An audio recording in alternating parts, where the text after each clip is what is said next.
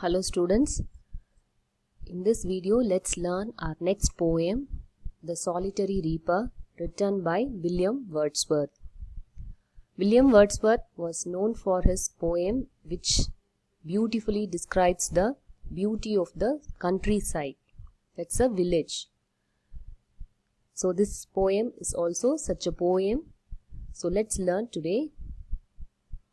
Behold her single in the field, yon solitary highland lass, reaping and singing by herself. Stop here or gently pass. Alone she cuts and binds the grain, and sings a melancholy strain. Oh, listen, for the vale profound is overflowing with the sound. Behold her means look at her. So the poet asks others to look her. Single in the field. The woman was single in the field. That is alone. Nobody is there in the field. Only one woman was working in the field. Yon solitary highland lass. Yon means that. Okay, that solitary. Solitary means alone, single. Okay, and one more meaning for single. That means solitary. Highland lass. So the land in the northern hemisphere, that is called highlands. Okay, so in the European countries, the grasslands are called highlands. And lass means young girl. Okay, so here the poet asks the others to look at the single woman on the field. Okay, and she is alone in the highland. What she is doing? Reaping and singing by herself. So reaping means what she is doing in the picture. That is what. Okay. So she is reaping and singing. Okay. To herself she was singing. Stop here or gently pass. So the poet asks others to stop and listen. Or if you are not interested, you can just pass without disturbing the lady. So gently you should pass. Like that the poet asks others to. Okay. Alone she cuts and binds the grain and sings a melancholy strain. So no one was there in the field. So she alone cuts and binds the grain. So that may be a wheat or corn or rice. It can be any grain. So she was alone in the field cutting and binding the grain together. You would have seen in the villages how they used to do. So they used to make it as a bundle. Okay, so that they can carry to other place, or with that they can do the other process. So she was doing all that and sings a melancholy strain. Melancholy means sad. It's a sorrowful song. Strain means song. So it's a sorrowful, sad song she is singing. Oh, listen, for the vale profound is overflowing with the sound.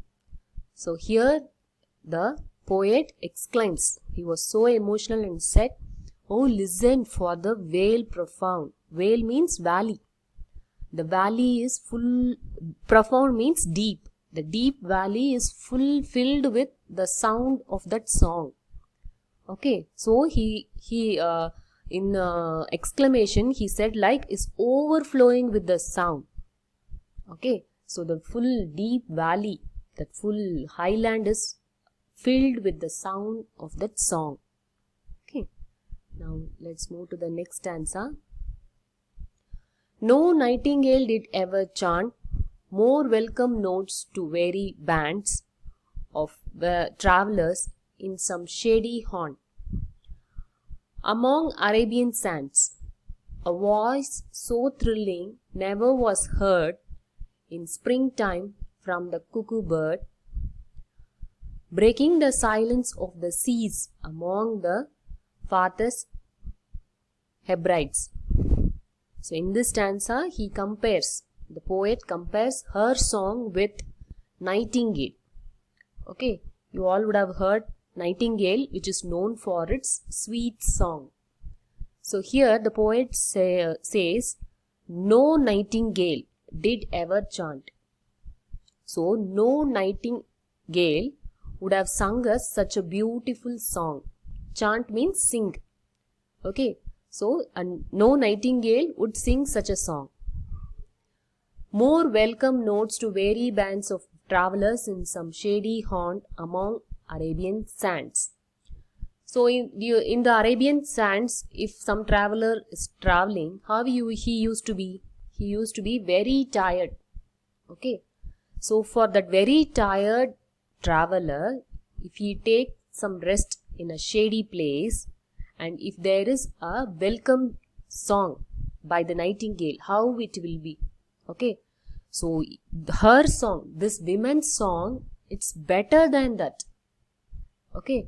So if a tired traveler is there in the Arabian sands, and if he heard a nightingale's welcome note, that is also not more than that the song of that woman.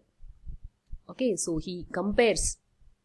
So he compares with the nightingale song, that too where it is welcoming. It is welcoming in the Arabian deserts. Okay, so if you see here, chant means sing. Okay, welcome notes means welcome song. Notes means song. Weary bands means, weary means tired. Bands means group of people. Tired group of travelers. Okay, bands of travelers means tired group of travelers in some shady haunt. Shady haunt means a shady place. Okay, in the desert, if you get a shade, how relaxing it would be. So he compares. Okay, shady haunt means place. Okay, a voice so thrilling never was heard in springtime from the cuckoo bird. So how the cuckoo bird used to how the cuckoo bird used to sing in the spring season.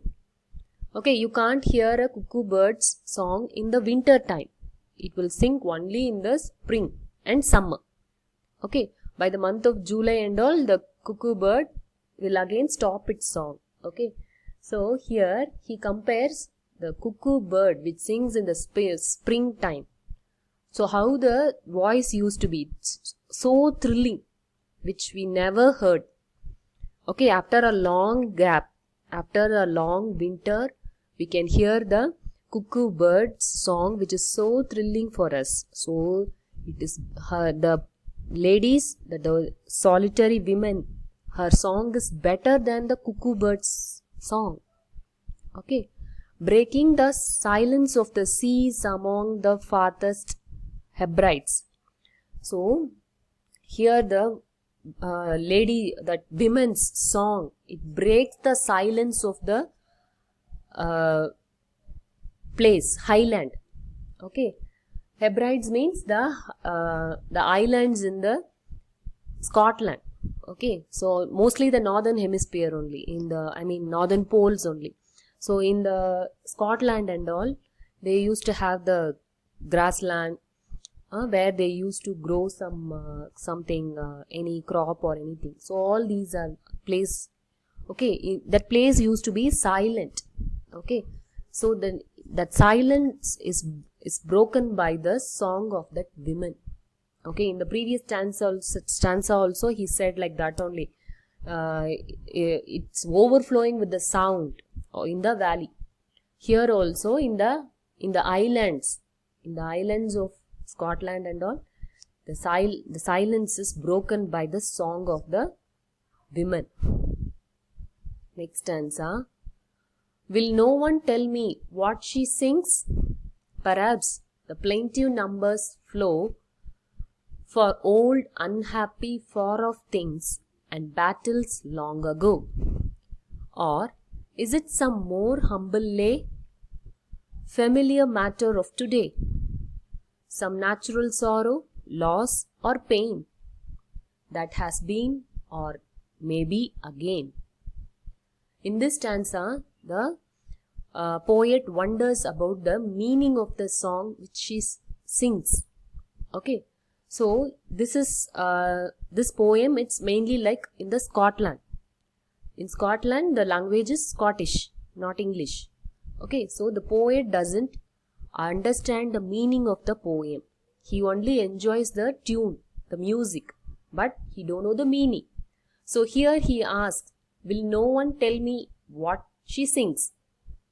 Will anybody be able to say the meaning of the song? And he guess here what it may be. Perhaps means maybe. Maybe the plaintive numbers flow for old unhappy far off thing. Plaintive means sad. Numbers means song. Okay, you may note here that for the sad itself, the poet have given so many different words, and song also he have given so many different words. Plaintive means sad, numbers means song. So this sad song is about old, unhappy, far off thing. Any old incident she would have been recollecting and singing such an old song. Maybe a battle also. Okay. Is it some more humble lay? Okay. Or it is a humble poem. Lay means poem. A gentle poem. Familiar matter of today. Okay. It may be a matter of today also it can be. About the past or from the today, what it is happening. About that also it may be. Some natural sorrow, loss or pain that has been and maybe again. Maybe in the future also some may come. By that she was worried and she may be singing such a sad song. It may be. Coming to the last stanza. Whatever the theme, the maiden sang as if her song could have no ending. I saw her singing at her work, and over the sickle bending, I listened motionless and still. And as I mounted up the hill, the music in my heart I bore, long after it was heard no more. So in this stanza, what the poet says, whatever the theme, whatever the subject matter can be, the maiden song. The maiden means the unmarried women. Maiden means unmarried women. Okay, the maiden sang as if her song would have no ending. The poet was standing there and listening for a long time, but her song was not ending. She was singing and singing and she was keep on singing. So there was no ending for her song.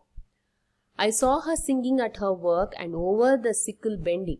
Okay, she is singing and doing her work.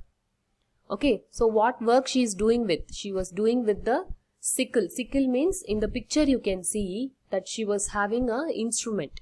Okay, a tool for agriculture. Okay, so that tool is called sickle. Okay, so with that she is working and she is singing. I listened motionless and still. He was listening there without any motion. He don't want to disturb the woman, no. So he was still and watching the women and listening to the song.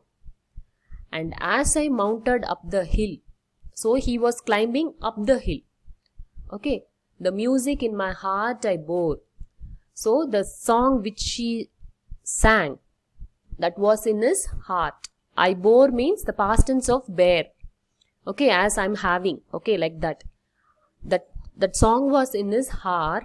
No longer it was heard. Long after it was heard no more. So he can't hear the song by his ears. Okay, he can't hear the song, but the music was in his heart. He was bearing the song music in his heart. Okay, though he came from the place where she was singing to a far off place, he can't forget the song which he heard from the women. Okay, so there ends the poem. So you can read the poem and you can write the hard words and you can find the meanings of words which you don't know the meaning. That's all for this video. Thank you, children.